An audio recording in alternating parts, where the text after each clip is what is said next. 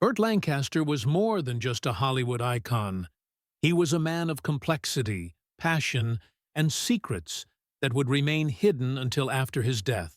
Born Burton Stephen Lancaster on November the 2nd, 1913, in New York City, he grew up in a working-class family in East Harlem during the Great Depression. His parents instilled in him a fierce work ethic and sense of integrity, qualities that would shape not only his career, but his entire life. Athletic and fearless, young Burt found his calling in gymnastics and acrobatics, performing in the circus as part of the famous K Brothers Trapeze Act before World War II interrupted his path. After serving in the Army's Special Services Division, entertaining troops and boosting morale, Lancaster's life took a fateful turn when he was discovered by a theatrical producer. His debut in the 1946 noir classic The Killers, opposite Ava Gardner, transformed him into an overnight star. Ruggedly handsome and emotionally intense, Lancaster quickly became one of Hollywood's leading men. Yet beneath his strong exterior was a man wrestling with his own truths. Throughout the 1950s and 1960s, Lancaster's career soared. He was not just an actor, but a craftsman, producing films through his own company and choosing roles that challenged the moral fabric of Hollywood storytelling. He starred in From Here to Eternity, delivering one of cinema's most iconic performances, and continued to reinvent himself in Elmer Gantry, Sweet Smell of Success, Birdman of Alcatraz, and Atlantic City. His characters often mirrored his real-life contradictions, disciplined yet restless, commanding yet vulnerable. Off-screen, he was outspoken about politics, civil rights, and human dignity, earning a reputation as both a rebel and a thinker. He married 3 times, first to June Ernst, then to Norma Anderson, the mother of his 5 children, and finally to Susan Martin, who remained with him until his death. But even through love, marriage, and fatherhood, Lancaster carried a loneliness, a yearning he could never fully express publicly, until a handwritten note, discovered after his passing, revealed the depths of the man behind the myth. Tucked away in a drawer in his Beverly Hills home was a sealed envelope marked BL.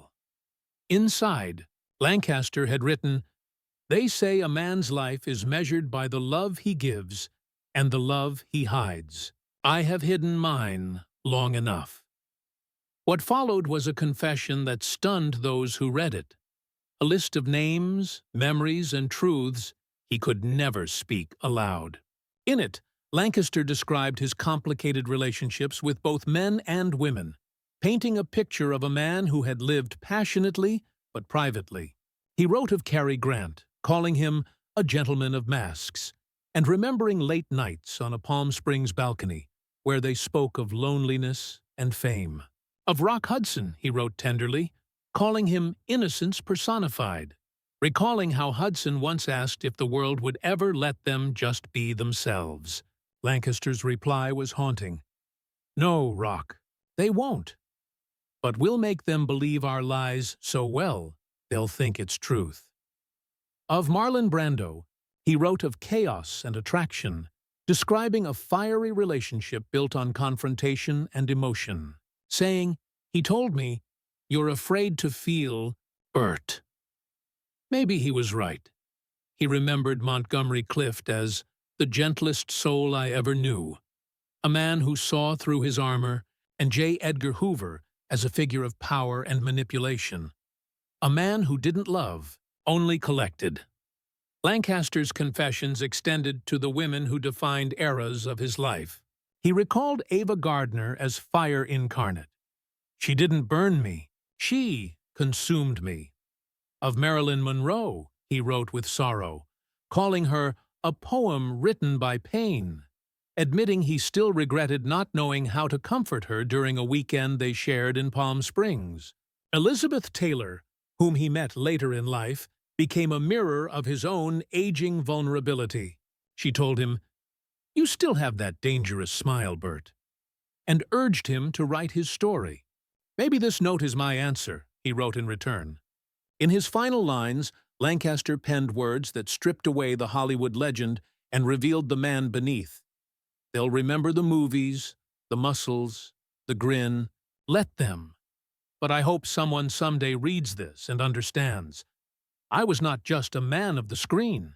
I was a man of love, too. Messy, hidden, and real. When the letter ended, silence filled the room where his family sat.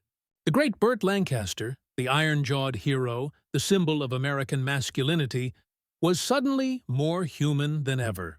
His life had been one of bold performances, great romances, and hidden truths. But perhaps his most powerful role came not on film, but on paper, in a confession written not for fame, but for freedom.